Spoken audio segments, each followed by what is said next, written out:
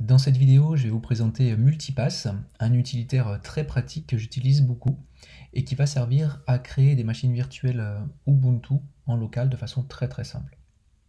Alors Multipass peut être récupéré pour Linux, Windows, macOS, j'ai juste un binaire à installer. Une fois que vous l'avez installé,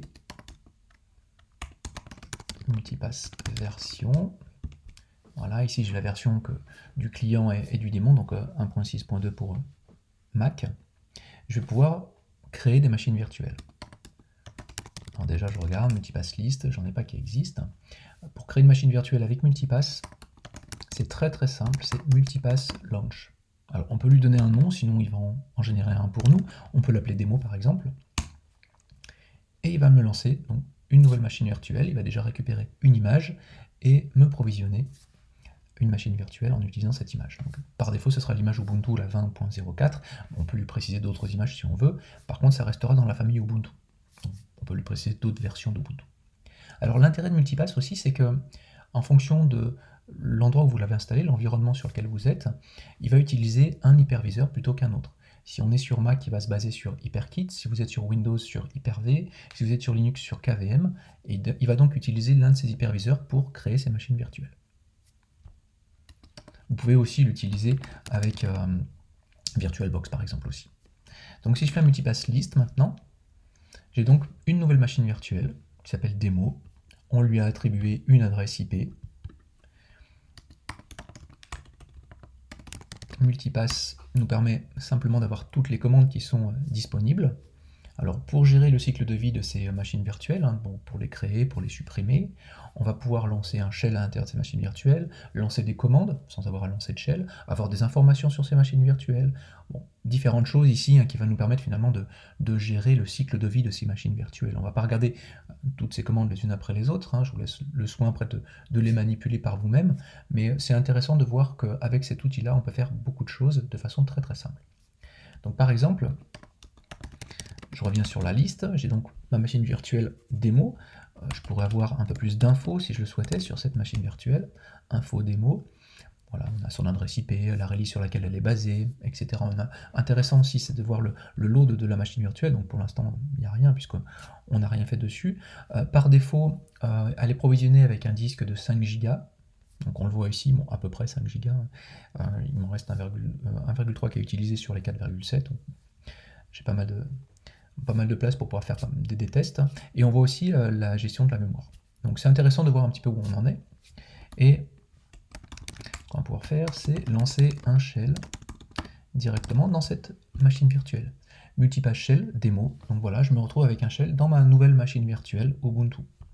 Donc c'est vraiment un Ubuntu de base, on pourrait regarder etc lsb release, on a donc un Ubuntu 20.04 et je suis libre de faire ce que je veux dans cette machine virtuelle Ubuntu. Je pourrais installer Docker, on le verra ça d'ailleurs dans d'autres vidéos, je pourrais installer une distribution particulière de Kubernetes, ça aussi on le verra dans d'autres vidéos. Donc j'ai mes machines virtuelles en local de façon très simple, si j'en veux plus j'ai juste à la supprimer, ça laisse pas de traces, c'est vraiment très bien et très rapide. Là, on est beaucoup plus léger, on va dire, dans ces solutions-là qu'une solution comme VirtualBox par exemple. Donc, il y a quelque chose qui est assez intéressant aussi avec Multipass, c'est la possibilité de monter, directement un répertoire de notre machine locale dans le système de fichiers de la machine virtuelle qu'on va créer. Alors on peut le faire soit à la main avec les commandes qui vont bien sur Multipass, soit on peut aussi lui laisser le faire si on fait par exemple un Multipass shell. Automatiquement, il va créer une machine virtuelle particulière qui s'appelle Primary, et dans ce Primary, il va monter notre Home Directory. Donc le Home Directory de la machine locale sera monté dans Home à l'intérieur de la machine virtuelle. C'est ce qu'on va voir ici.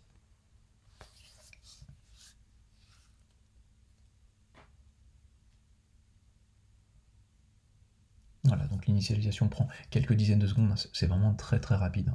C'est vraiment quelque chose que j'utilise très souvent et qui rend beaucoup de services.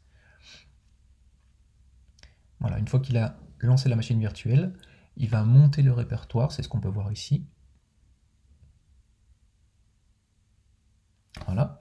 Donc j'ai directement un shell dans cette machine virtuelle qui est un peu particulière, qui s'appelle Primary. Si je regarde à l'intérieur, j'ai mon Home, je vais dans Home. Et si je fais un ls dans Home, j'ai en fait tout ce que j'ai dans mon Home Directory sur ma machine actuelle, donc mon Mac par exemple ici. Donc c'est assez pratique de voir ça. Donc là effectivement je l'ai laissé le faire en lançant une machine virtuelle primary qui automatiquement me montre mon home directory. J'aurais pu le faire à la main. On regarde ici par exemple avec la commande mount et umount. Donc pour monter un répertoire local dans une instance et le démonter avec umount par exemple. Donc voilà, multipass, des choses qui sont vraiment très intéressantes, des outils comme ça, qui permettent dans la vie de tous les jours de lancer une VM, de faire des choses, de faire des tests dans cette VM-là, et on n'en a plus besoin, on la supprime simplement, on ne se pose pas de questions. Multipass, delete, alors le "-p" pour purger, pour enlever tout ce qui reste de cette machine virtuelle, le nom de la machine virtuelle, et voilà. Si je fais un multipass list, machine virtuelle, n'est plus là, pardon, la démo, je pourrais supprimer également live primary. Voilà. Voilà, donc je vous conseille de regarder un petit peu cet outil, si c'est quelque chose qui peut vous être utile. Moi, encore une fois, c'est vraiment quelque chose que j'utilise quasiment tous les jours.